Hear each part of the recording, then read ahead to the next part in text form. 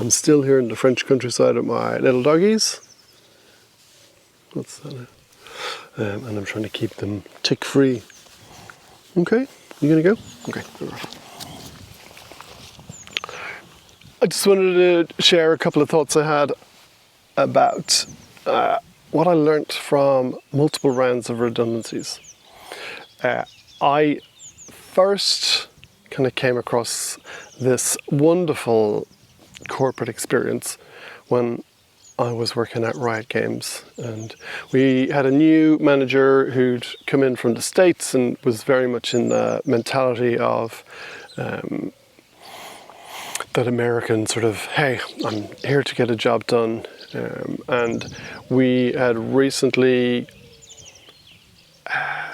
moved a lot of our support for Riot's games out to Bulgaria, and it was, and we were also engaging a little bit of the kind of first ideas of scripting. I wouldn't go as far as calling it AI, but certainly a bot to respond to some of the most basic and kind of evergreen questions that were coming in from players. So we've done a lot of work to move that out there, and we had a team of 30 in Dublin. That was very quickly brought down to 7, and because I was the last manager in, I was one of the first managers out. And within a very short space of time, all 5 of the managers that were working in that department had moved on to other companies. So it wasn't just me. That whole team was changed and decimated, and that was just the way it was. But I think that for anyone who's in the corporate world, there's often brushes with these things. Whether that's you, or you've experienced it, or you're going through it right now, there is hope and there is a future at the other side of it. And yes, it's heartbreaking, and there's a real kind of human cost to it that I think is never really considered, because people are just like, oh, they'll get another job. But we have these connections and friendships and camaraderies because we work together on teams, and we work to solve problems, and we work to kind of move this corporate entity forward in a way that we think is meaningful, or at least we're sold that it's meaningful and purposeful. And ultimately that meaning and purpose is making money for the shareholders. And I get it. That's fine. I think that's why all of those clever tech and corporate companies are going, oh, well, you'll be part of that shareholder structure, and we'll give you shares when you join the company, or they'll vest in 4 years' time, and this is golden handcuffs and this never, never of this money that might get there. Now, you might also be very fortunate to get in a startup where you're able to get a reasonable amount of it, and it turns into something worthwhile, and it can be life-changing. I also know people who've been in that situation as well, and that is super fulfilling in terms of your bank account. But you may still end up at the wrong end of the decision making when it comes to corporate restructuring or letting people go. I'm not going to beat about the bush and hammer this home, but one of the things, the most important thing that I've realized is that in all of these times it's happened. And it wasn't just in 2017. Also, I came across it again the next time in 2021. And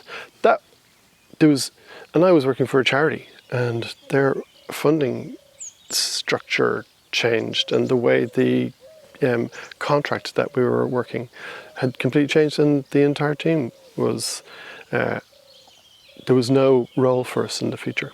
And also then I was working in a different part of the thing, and the funding from my area finished up, and I was okay with that. I always knew that, like, it was really clear, like there was no hidden agenda there. I was told that, like, this is a contract and it's renewed on a regular basis and it's with the government, so there's no promise that this will go on forever. So just to be aware. So at least that was all clear and upfront at the beginning, which I thought was a much better way to deal with it, as opposed to, oh, we're going to go in a different direction in this corporate space and we're going over here and, oh, we don't need you or your team or all those people that you've worked with. So thanks, bye. So definitely know that there's a lot of nuances and a lot of steps to it, and a lot of brutal business decisions are made. And that's fine, it's business, I get it. But the thing that I really want to offer you, and the thing that I found the most important, is I started to understand that I needed to be true to myself. And what that first looked like is that when I went for new roles, I showed up as myself. I showed up even more fully as myself than I had done before. I wasn't playing a role. I wasn't trying to be somebody else. I wasn't trying to overly fit in with the corporate culture. I was just like, this is who I am. And if you like me as me in the interview process, in all of those back and forwards, then this is what you're going to get. I wasn't trying to play the, oh, how can I be the best candidate? Or how can I show up and offer all these things that maybe I don't have? I was like, this is who I am, this is what I do, and this is my experience. Take it or leave it. And I'm okay if you say, hey, we've just found somebody else, because I want them to hire the best person for the role. And if it's me, then that's great, and that's what they're getting. So that was where I started, and I think it just helped because it just meant that I was able to show up more authentically in terms of leading the teams that I was leading, but also more authentically in the conversations that I was having with the leaders of the company, in terms of what I was able to offer, what I was bringing, what was important to me. And then over time, I got even more closer connected to my own authenticity and what it means for me to be Rowley, how important it is to have a sense of freedom and autonomy around my decision making, around how I sculpt my time and my day.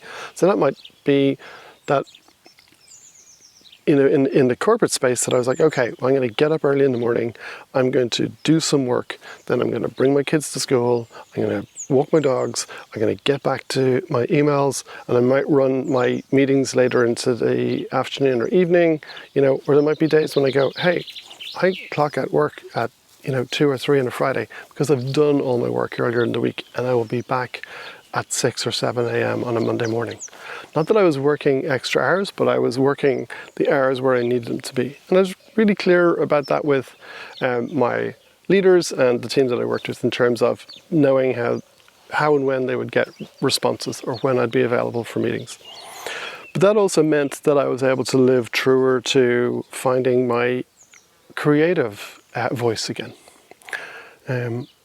When our kids were born, life got busy, and if you're in that space where you've got kids, whether that's furry babies or real kids, you'll know that there's a busyness about having to kind of get them to bed, get them up, feed them, bring them for walks, drop them off at school or whatever is that important thing that they do on the weekend, whether it's swimming or activities, or getting them involved in Dungeons and Dragons, whatever that their thing is.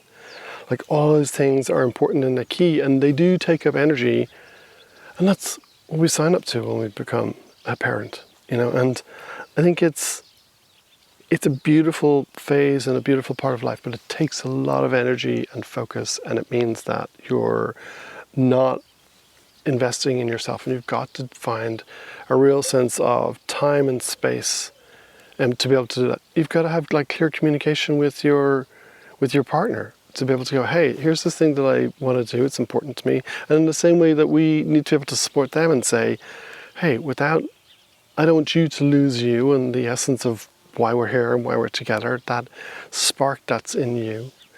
I want you to be able to find that. And I think there's a way in which you can communicate and figure that out as a partnership. And I think there's ways in which to understand that and to move forward. And I would encourage you to have that conversation and that level of conversation, especially if things are missing and life has gotten busy. And in my experience, when we're talking about the things that make us authentically us, the important things around creativity, around expressing ourselves, whether it's getting back to writing or making music, whether it's making time for being healthy, going out for runs or cycles, actually having that headspace, I think it makes us a better version of ourselves. It makes us a better parent and a better partner. And I think ultimately, if we're able to reciprocate that with our partners, it's just this beautiful space where we're able to come back to yourself. And it also means that we're able to offer our kids a version of ourselves that's true. You're also able to show them and lead them in a way of going, here's how you find your authentic self, and here's how you can be true to yourself and find the things that are important to you. Because I think when they see us attaching to the things that are important, whether that's around health and exercise, around well-being, mental health, taking space, and being creative, I think we're leading them in the right path to find the things that are wonderful and beautiful in life. And I think that can only be a lovely way to parent and to lead in our family environments.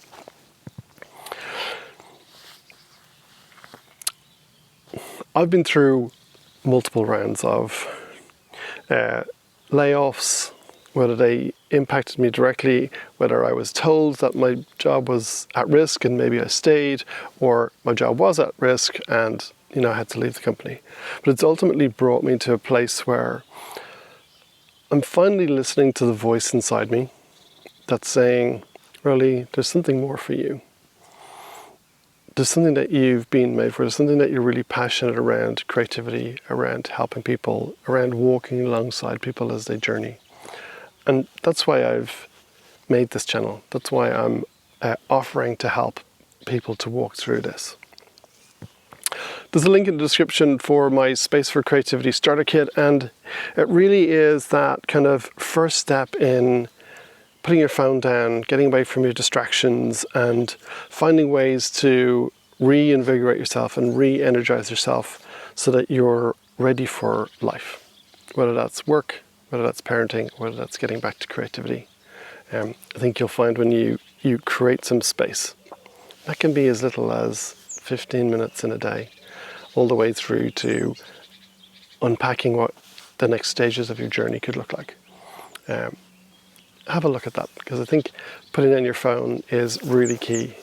Because you're like me, when I was in a corporate role, I was spending a lot of time on my work laptop. And I loved at the end of the day on Friday when I was able to close it and put it away for the weekend. But chances are the first thing I did was I'd pick up my phone and I'd start scrolling or watching YouTube. And I totally get that I'm putting this up on YouTube, but I just want to put it in a place where people can find it and find a resource to be able to connect to what's important for them in their lives. Anyway, through the magic of the YouTubes, it's going to offer another one of my videos. And if you need to put your phone down, close your computer and walk away, now's the right time. But if you're looking for a little bit more inspiration on how to kind of free yourself up from a limited way of thinking and maybe finding other ways to unpack what your next steps could be with your life and your creativity, have a watch of that. I'd love to hear how you're getting on in the comments. And until next time, stay creative. Bye.